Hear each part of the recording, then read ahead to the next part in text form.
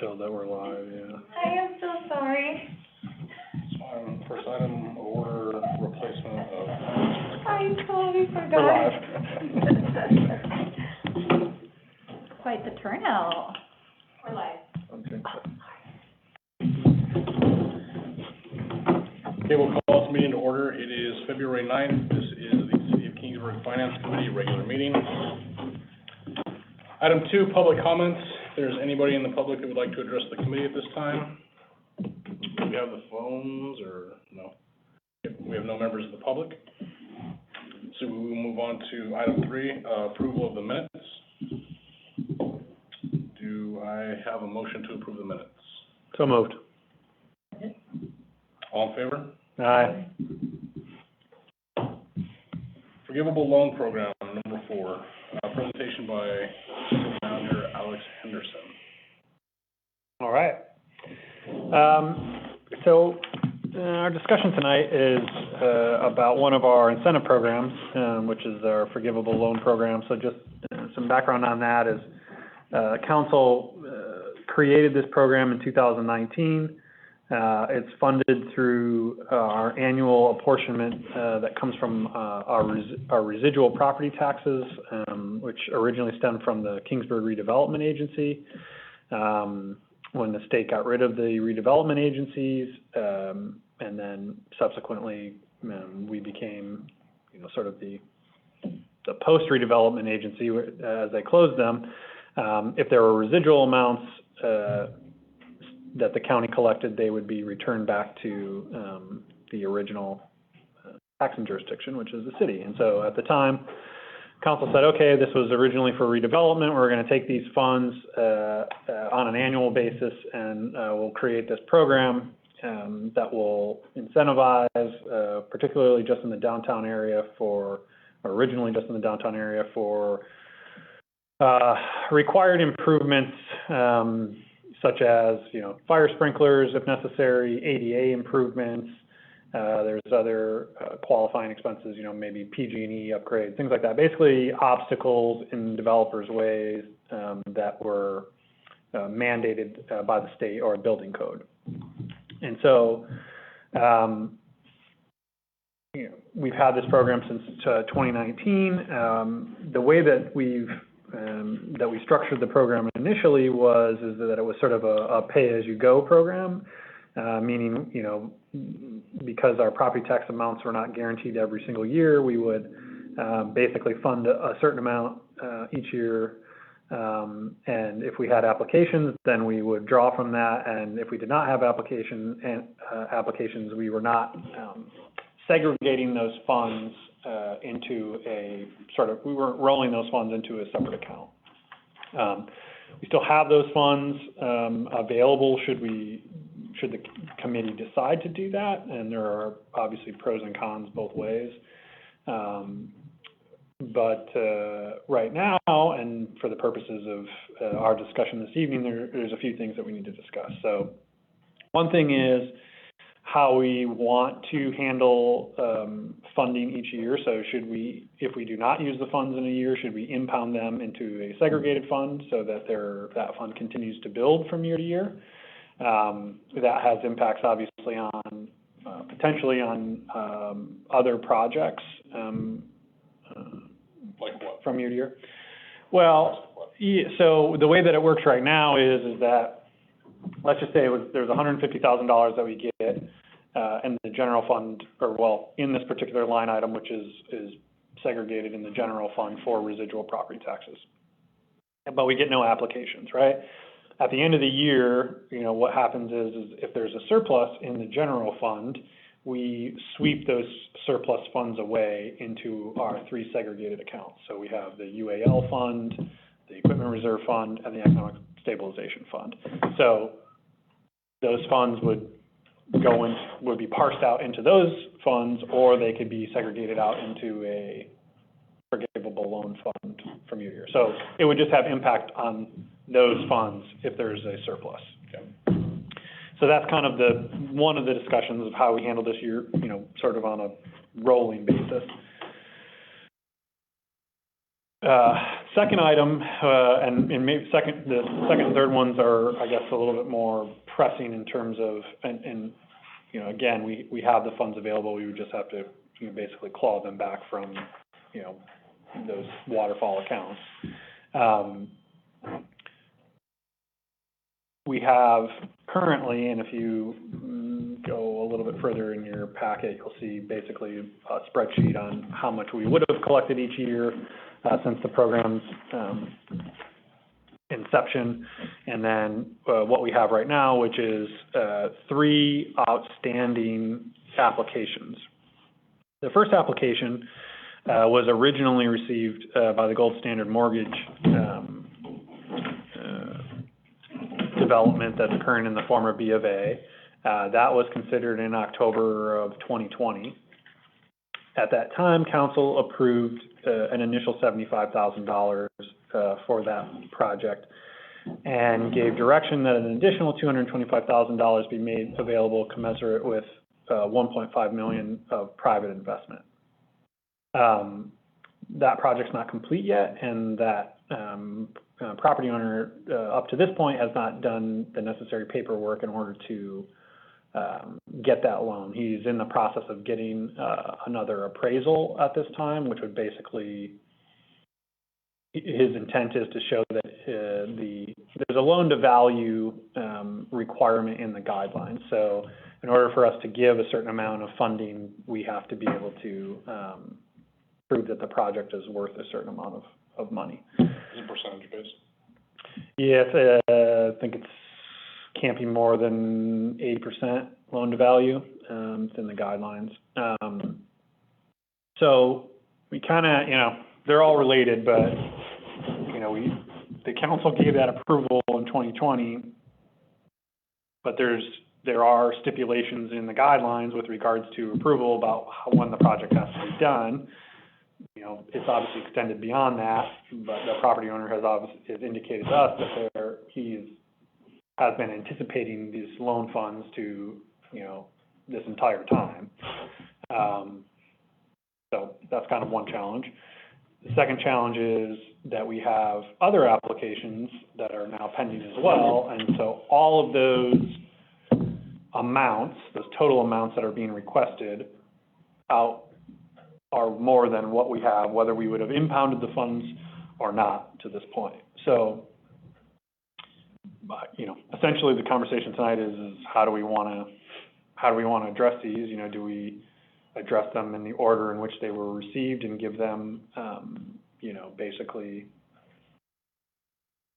higher priority based upon that, or, you know, do we try and give them all an equitable amount based upon the available funding that we have?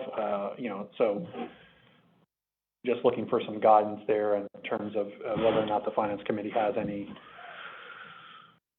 thoughts on, you know, the sustainability of, and we could exhaust all of the funds that we would have had to this point. It just then, again, you know, if we get another application or somebody else that comes in that is interested in, you know, utilizing this program, we would have to tell them that we don't have funds at the moment, which is what the guidelines say anyways, but, you know, that's just kind of the reality of. So, from my, just a first blush reading this, the total ask we have from all these projects is $703,000, correct? Am I on the right page for that? Yeah, let me just get to it quick here. It includes, though, the $75,000 that was completed. Correct. The ask would be what, seven? Oh, it is.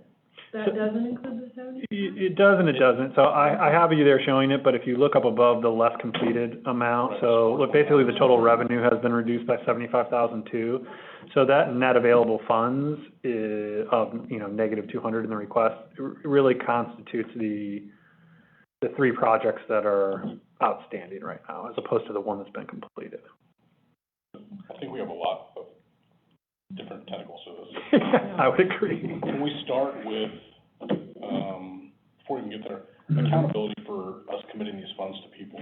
Right. If we're committing these funds, it's $225,000, what options do we have if they're not completing these on time? Option 1, continue it.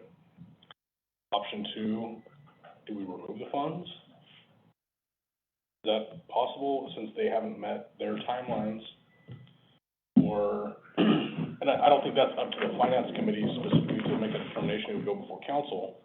But my question is, we may need to, you know, if we're kind of setting aside city dollars for this, do we want to make these business owners come in and explain what that is so that it's publicly out there for council to explain why have you not completed the project in the amount of time when we've dedicated these dollars?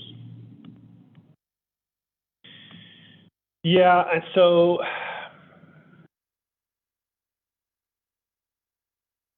let me see if I can just find sort of the,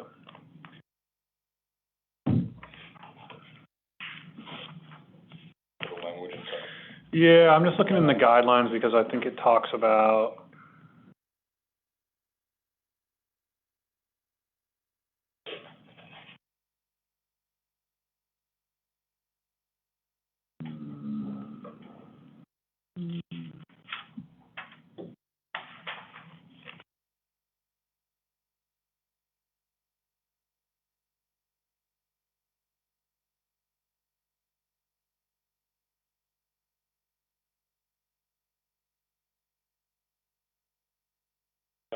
It's right here. The non-compliance with the program requirements include not limited to failing to comply with the laws, so on and so forth, and at the end, I think that's where it says, failing to complete the project within the timelines approved by the city and failure to maintain the space for commercial purposes. Is that what Right. you're talking about? yeah, and so I guess the challenge is that there's sort of the approval that occurred at the council level, and then what is supposed to happen after that is that the loan itself gets made based upon, you know, there's a secured promissory note, there's a deed of trust that the city will take. There are a number of steps that the property owner has to take in order to basically get final approval on that loan. So as it stands right now, we didn't, yet the council made that approval in 2020, but we haven't issued any funds, right? So the question kind of becomes, how long is that approval, how long are we tied to that for? Because, you know, if you give an approval for $300,000 and then a project, you know, takes 3+ years to complete, you're limiting other applications that can come in, right? And so that's kind of that's kind of the difficult part now is like, well, we gave you this approval, but you haven't, you know, that was, 25, 26 months ago, nothing's occurred in that time. You know, I guess another way to look at it would be, if we had gotten additional applications along that time and people would have gotten it, would we have honored those applications in lieu of the original approval? And I don't have a perfect answer for that, you know, because it didn't come up. Well, it sounds like we have a little bit of a guideline issue. The fact that we don't have a time frame on it, or I think just some sort of a guidance of, from now on, when we promise these monies, we're gonna have to put some sort of a time frame on it. At least that we show that there's due diligence, there's improvement, it's a continuing project. I mean, we see them doing work over there, so I think they're doing it. But I need to know that they're also doing the part that they need to with the funding sources. Because from your perspective, they have not turned in their stuff that they need to, correct? Do you have any idea why?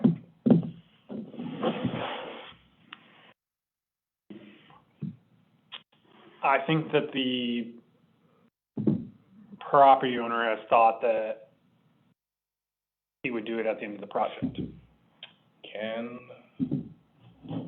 Would the committee be interested in having the property owner come to a council meeting and explain the progress of it, given the fact that we have promised these dollars? I mean, I think that's certainly an option. Or do you think it's more appropriate to just have the city manager reach out and give us these answers before it goes to an open forum? mean, I've had conversations with him, so I know, I know where he's at.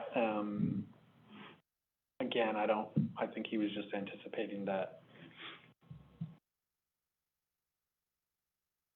think he thought, I've been promised these dollars and they're always gonna be there.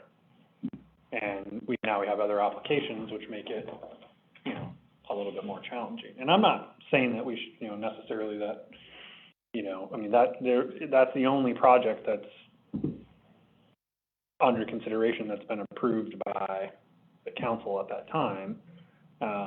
It is, but it's really also tying up a significant portion of money that we could look at investing in the community elsewhere. That's my thing. I want it to go to them. That's our priority, we committed to them. I just need to know that they're doing their part. How about if we come back to that maybe in another meeting, have a conversation with him and report back, and if we need to make it a public forum, because unless I'm incorrect, with a council motion, we can revoke that. Yeah, no, I mean, I think all of these, I mean, the entire program itself is, you know, subject to funding, and it says, you know, basically that the council, you know, can discontinue the program at any time, or, you know, if they're not, you know, the original motion that was made was for the initial $75,000, and then it was another $225,000, you know, tied to $1.5 million of private investment. Right. But the 75 was just for the sprinklers, and the sprinklers are done, correct? Well, so the way that the program works is, there's an administrative approval of up to $75,000 that doesn't have to come before the council. So if you're an applicant and you come in and you've got, whether it's fire sprinklers or ADA improvement, if you fit the guidelines, you know, for approved project, whatever that might be. So he has an elevator over there. Right. That's an ADA requirement for using that thing. Okay, it's much, he's gonna soak that's gonna soak up. So if he was just asking for $75,000, and I'm like, okay, that's fine, we'll get this going. Because he was asking for more, it goes in front of council. And that's the same for these other two as well, is that, and you know, we've explained it to him, it's like, well, if you're seeking $75,000, you know, pretty straightforward process. You know, just need this documentation, happens pretty quickly. You know, Mike draws all that stuff up, we open escrow, get the loan out. That's what we did for the, you know, Roadhouse Casaros one. It's pretty straightforward.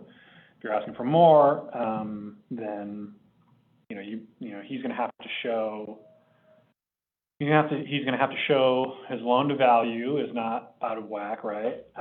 Otherwise, you have to put up different collateral. So, you know, if you can't secure the loan, you know, if you're asking for, because it's not just, it might be what other, you know, if you have other loans on the property. It kind of depends upon the individual situation, right? But if you've got, you know, a certain amount on there, and then you're asking, you know, let's just say, you know, pay $1 million for a building, you know, you've got a $700,000 loan out on that, you're asking for another $300,000 on it, now you're at $1 million for $1 million building, you're not gonna meet the loan to value. If you can get an appraisal that shows that, oh no, that thing's worth $2 million, and now your loan to value is, you know, 50%. Or if you can't make the loan to value, but you have another property, you know, rental or something like that, you can put that up as collateral, the city takes first position, and, you know, if something ever happens where we need to claw back the loan, then, you know, we foreclose, and that's how we get our money back. And assuming that it's not super leveraged, $125,000 would be well within the loan to value, I'm assuming 20 to 8%. So I think originally it wasn't, one of the challenges was in 2021, shortly thereafter it was not. And so there was an opportunity, or I guess I would call it a decision to, you know, from the property owner, whether or not to get an appraisal or to show future value or utilize other property, and at that time, neither occurred.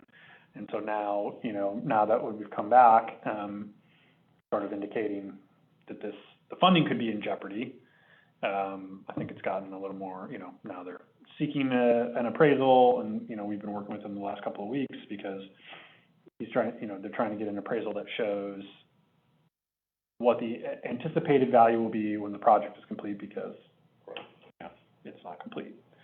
So, Do you know how far off it is from completion? That's a very hard question. yeah, I mean, our hope is that they'll be done by summer, but, Oh, so, yeah, if the committee is seeking, additional info from this particular property owner, happy to get that. And then, you know, it will just become, you know, let's just assume that, you know, they qualify and we give them the 300, that's okay. And then I think we'll just have to then, you know, work with these other applicants to let them know what's available. And there are, I mean, you know, the committee can talk about, you know, we can designate future dollars, you know, from the program. It just limits what's available. Or, you know, you can give a smaller amount than what they're asking for too. There's no requirement that we have to give, what's been asked for.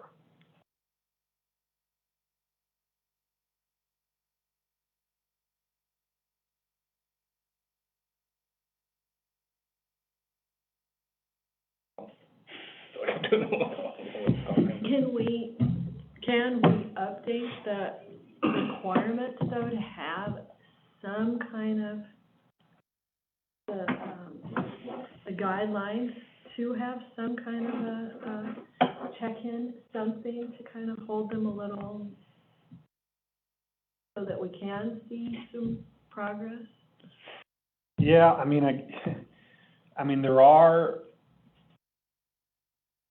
If we need it for the 75, for anything 75,000 Well, yeah. or lower, but for the bigger app, maybe that's on us at council. What? To require it when we approve it? Yeah, to listen to them and ask them, how long do you expect us to tie this money up for you? And then at that point, you know, use their timelines and then hold them accountable to their own like timelines. Does that make sense? Because I do think that we're gonna have some businesses that are gonna be like, hey, this will be done in 6 months. Yeah. And you have other businesses that are gonna be like, this is gonna be a 2 to 3 year project. So then it'll be a little bit based on what they. yeah, I mean, so, you know, like one of the things that it says in here is it says that the city and the property owner will execute a development agreement that will outline the requirements and conditions of program performance, including timelines and scope of work. A property owner's breach of any provision of the development agreement shall constitute a breach under the promissory note and deed of trust. So I think when we wrote it, we were like, oh, we have these check-in, we have these things. But if you never get But we never did it. to that step, well, you know, it's not, it's an incentive that we're providing, so it's not like, they haven't been waiting on us.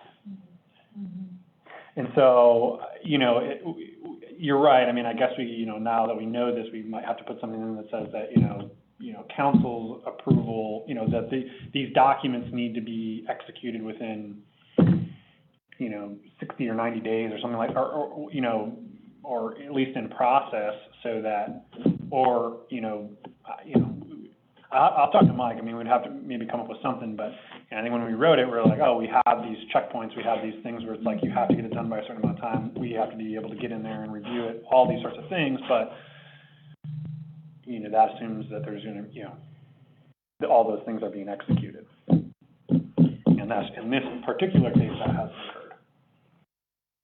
But if it comes before council, Mm-hmm. if at a minimum, that we get an update Mm-hmm. every 6 months. Because, I don't know, just, Yeah. just an update. Well, yeah, I mean, I think we'd have to, I mean, staff has done updates for projects that have been completed, right, or entered into, or, you know, development agreements that we get to that point. This is more of a, all right, we're committing the funds in this way, but it's not, you might have to write something that says that they're not guaranteed to you until this is secured, and then we have to have some we'd have to decide, right? We just haven't had another we haven't, part of it is that we haven't had enough applications that has necessitated a difficult conversation about the original action that occurred in 2020, and now that's obviously not the case, and so, So our other two, the Stone Plaza and the Gosh are the next two that are asking, and we don't have enough money in those funds to cover that. Am I dumbing that down to where I can understand it? Yeah, if from what everybody's asked for. We would be how short? 198? Okay, so we're $200,000 short if we say yes to all these projects. In the full amount. Correct. Right. This is the Stone Plaza, this is the new construction? So they're supplementing the new construction cost, this is not a remodel. No, new construction's allowed. For them, it's the same, some of the same requests, right? So their sprinkler costs and, all ADA stuff and things like that that are qualifying under the program, that they're asking for. I think that he's got some requests in there because of the facade, what he views as our requested facade enhancements, over and above what would have been just sort of a general facade. Does that qualify? No. So I think that we could parse some of those things out. I mean, because there is the facade program. Yeah, which he could take advantage of that, it's just a smaller amount. Yeah. But he could certainly qualify. So that's what I could do too, is, try and We can piece this down too and tell really get down them, to tell each one of them like, hey, what's gosh, equitable, yes right? to your 90, or recommend that to go to council. And then we can tell Stone Plaza recommending 90, go to council. Same thing, and just want to be a little more diligent. And then if Stone Plaza wants to come back, maybe we can revisit that with them, give two $90,000 ones, so that McGosh is covered off the books, give them a timeline. And then the same with Stone Plaza, or give them a definitive amount and allow them to come back once we've kind of worked through the stuff with B of A. Because I don't want to pull B of A. Right. We're just so far into that project that's a little bit on us. But I do want to hold them a little bit accountable with city dollars, but publicly. If we're holding our dollar for them, I know we haven't given it to them yet, but. Yeah, they need to get final occupancy. All these things are dependent upon, a completed, we don't, you're not necessarily gonna hand out the loan until they're doing what we're at, that's what the development agreement would spell out and basically say that you need to get final occupancy. And I do think, $300,000 for someone is enough money to where they should be doing the things on their end. So. yeah, but, okay, well, that helps. Let me, work on some of the particulars of the other two, because we just received them, recently, and so I can review it some more and see what we can whittle down within the confines of the program. That's two of the branches of this tree we're going through. What else was there regarding?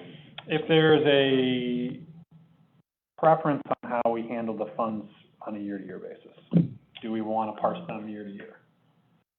To keep them available? As opposed to moving them into one of those three, the UAL and things like that.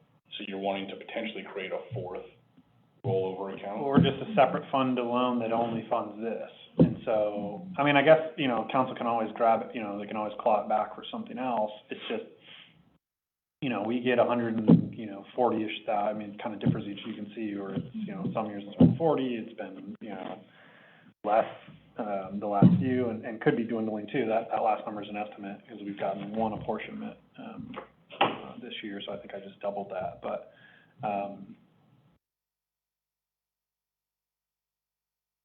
would like to see it remain, I don't want to see it swept into okay, right. the UALs.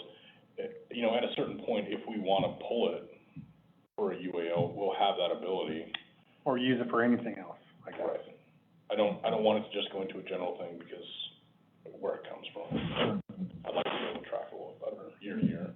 Plus, we may end up with a very large project. It may be beneficial for us to dump $500,000 one year into it. If we have that set aside, it would be a good thing. Yeah.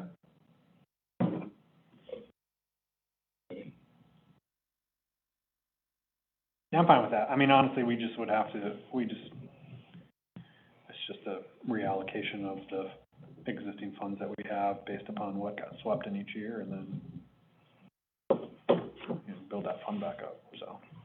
And that was the original intent, and here we are looking at a much larger allocation that's being requested to improve the downtown. Right. I agree with you.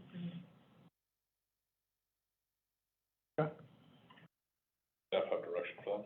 Is there anything, any other piece of that we're missing? No? So we're not gonna distribute more or allocate more to this, project. We're gonna stick to what we get from our revenue? As opposed to pulling from Right. general? Oh, you mean like grabbing from elsewhere? I don't think Yes. so, at least not yet. Not Yeah, yet, I mean, so we're I gonna don't think stick need to what we right have in our Yeah, you mean to fully, residual. you mean like to pull an extra 200,000 from somewhere else for this? Because I don't uh-huh. wanna do that yet. Okay, Yeah. so Not you want to until, share. not until I know the BFAs. Sure. I wouldn't be comfortable with that. Well, that and knowing exactly what Stone Plaza would qualify for from this program. Right. Yeah, that might be. Enough, have direction.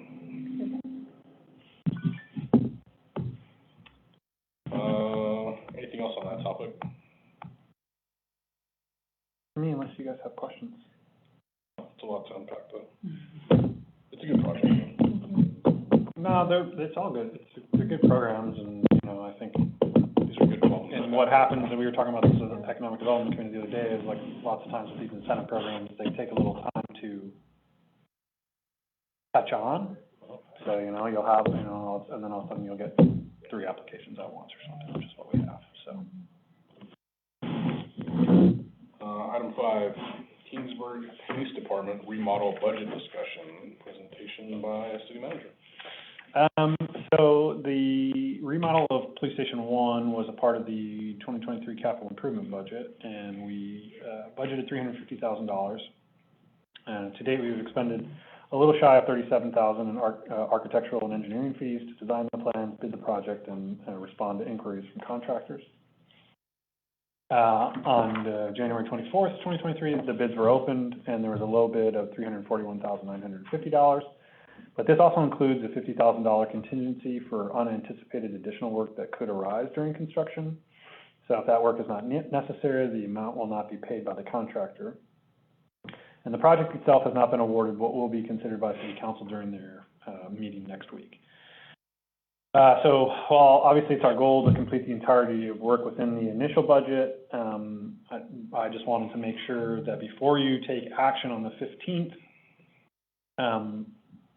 the Finance Committee consider and hopefully recommend the authorization of an additional $50,000 in Measure E funds, should we need to, and based upon something coming up. We're estimating the final fund balance for Measure E to be approximately $150,000 more than what we originally anticipated when the fiscal year 2023 budget was adopted, due to higher than anticipated sales tax receipts, which were received in fiscal year 22. Those amounts were not received by us until July and August of 2022 after the formal budget adoption. So recommendation tonight is to authorize the use of an additional $50,000 in fund balance for the police department remodel, but only if necessary. Any questions? Simple. Okay. Okay, so we don't need a motion on that, do we? How about a motion just to recommend that to the council so that we can consider it as part of the award next week? And Are you making that motion? so we will. So I can make the motion to recommend to, spend the $50,000 if needed. We'll second that. All in favor? Aye. Opposed? Pass. Okay, item 6, other business. Meetings, dates, times. Yes, is there a time, general time of the week, or of the month, once a month, that, that works for everyone's schedule? I think maybe the fourth Tuesday is not available, correct?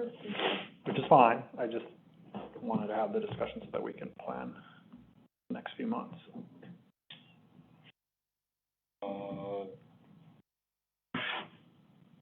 Generally on, what day is that again? Well, it has been the fourth Tuesday, but it can be, we can change that, it can be the fourth